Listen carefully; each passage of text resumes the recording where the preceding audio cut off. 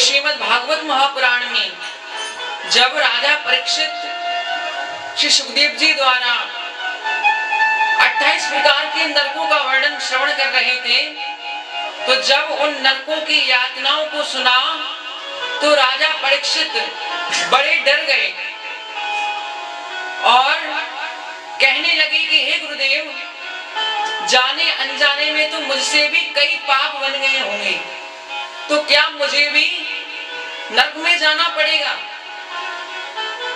बोले भक्तों कि 5 पाप तो हमसे बन ही जाते।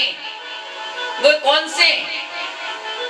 पहला, जब हम भोजन बनाते हैं तो चूल्हे में लकड़ियां डालते हैं, तो उन लकड़ियों में कई जीव बैठे होते हैं और वह जलकर नष्ट हो जाते हैं, मर जाते हैं, तो उसका पाप भी हमको लगता है। और जब हम चक्की में आटा पीसते हैं तो गेहूं में बैठे हुए कई जीव मर जाते हैं, तो उसका पाप भी हमको लगता है।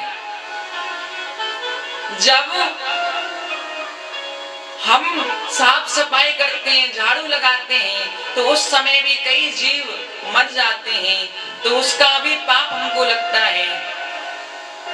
और जहां पर धान की कटाई हो रही हो मशीनों के द्वारा, तो वहां पर भी 1-2 जीव मर ही जाते हैं, तो उसका पाप भी हमको लगता है।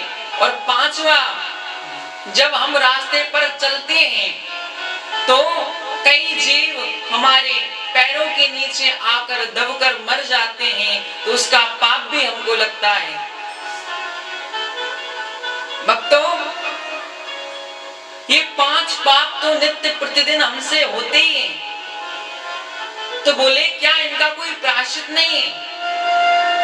बोले कि इनका तो एक ही प्रायश्चित है। इन पापों से बचने के लिए हमें नित्य प्रतिदिन 5 महायज्ञ करने चाहिए।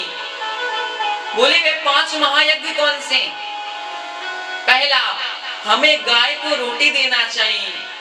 दूसरा, हमें अग्नि को भोग लगाना चाहिए।